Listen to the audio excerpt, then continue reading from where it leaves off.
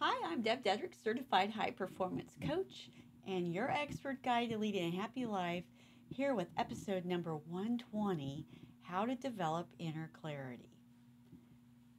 Wow, that's a big word, isn't it? Clarity. Becoming clear, becoming very clear on not only who you are, but where you want to go. It's too bad people don't teach us that when we're kids. We aren't taught it in high school, we aren't taught it in college.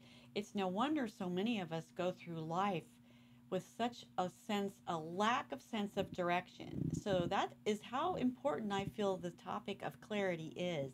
So welcome and thank you so much for joining me for today's tip on how you can develop inner clarity. So let's just get right to it. Number one, well, we've already defined what clarity is, but I want to kind of bring some things into your mind to kind of give you an idea of how lack of clarity might play out. Do you find yourself being a people pleaser? Do you feel anxious? Do you feel sometimes when you wake up in the morning, you just have that little sense in your stomach and you kind of feel it coming over you, a little bit of overwhelm, a little bit of depression? It's a sense of unease. Have you ever felt any of those things? Have you found yourself in relationships where you just aren't getting your needs met?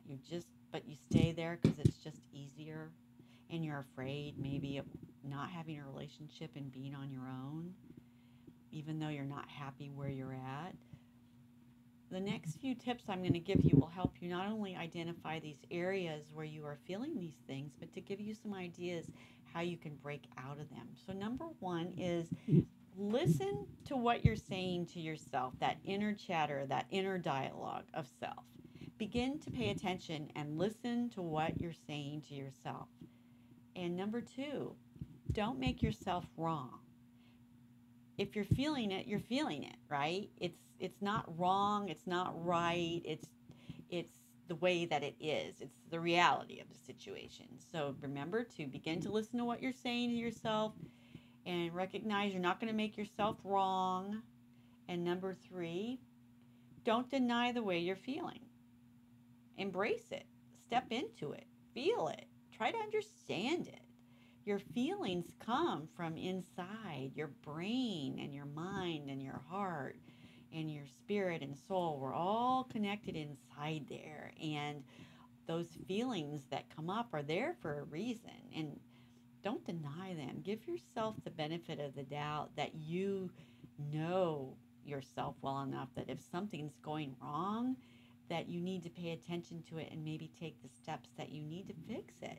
Which brings us to number four, beginning to get to know yourself. The good way to keep track of your progress and to make things a lot clearer is to write these things down. Get yourself a journal. Date the journal. Write down the way you're feeling. You'll probably want to keep this private so not anybody can read your private most innermost feelings. You can do it on your computer. You can use your headset to use dictation if you don't want to write. But the best way to really get clarity is to write these things down and keep a journal.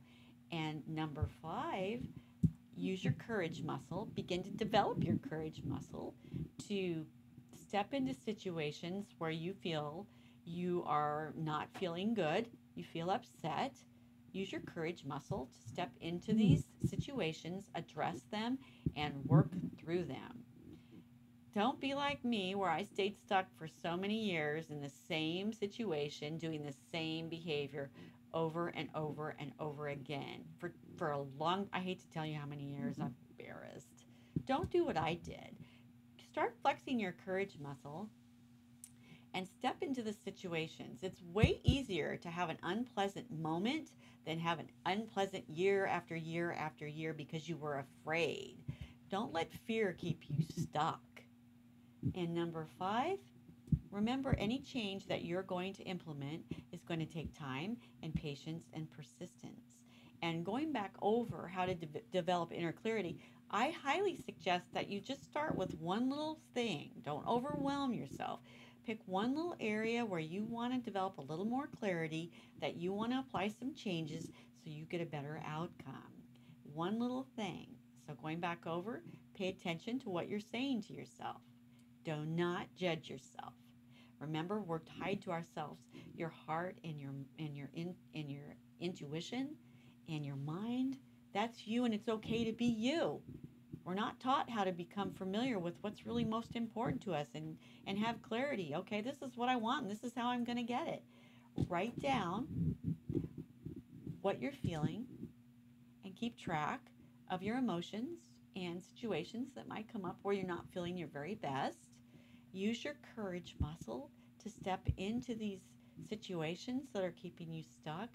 It's better that use your courage, and it's almost like ripping off the Band-Aid. Rip off the Band-Aid rather than stay stuck forever like I did for so many years, which is I think that's the definition of insanity. But I'm pretty sure everybody else has a tendency to do the same. As we're human beings, we're programmed to not only resist change, we're also programmed to stay stuck in habits, and we're not taught how to pick the best habits that will serve us in our lives. We're not taught how to manage our emotions. We're not taught how to effectively communicate with each other without having this huge fight. We're not taught the most important skills that will create a happy life. And starting with clarity is the best way to begin to make changes so you can create a happier life. So one more time, going back over, listen to what you're saying yourself. Mental dialogue. Don't make yourself wrong. Don't judge yourself. Don't deny your feelings. Your feelings are going to really pretty much be a good metric on how you really are feeling. Number 4, write down how you're feeling and keep a journal. Number 5, have courage. One little step at a time to step into situations where you're not feeling good, address them and move on and create a better outcome by doing a different behavior. But that starts with clarity. And number 5, which I already did number 5. Okay, number 6. Remember, anything that you really want in life is not going to happen overnight. It takes courage, and it takes clarity, and it takes time. It takes persistence to create change in our minds and in our behaviors and in our habits. And you have to push through that desire to quit.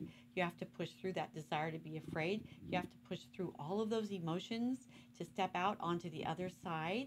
And it's my mission as your certified high performance coach to give you the tools, tips, and strategies that you need to create a happier life.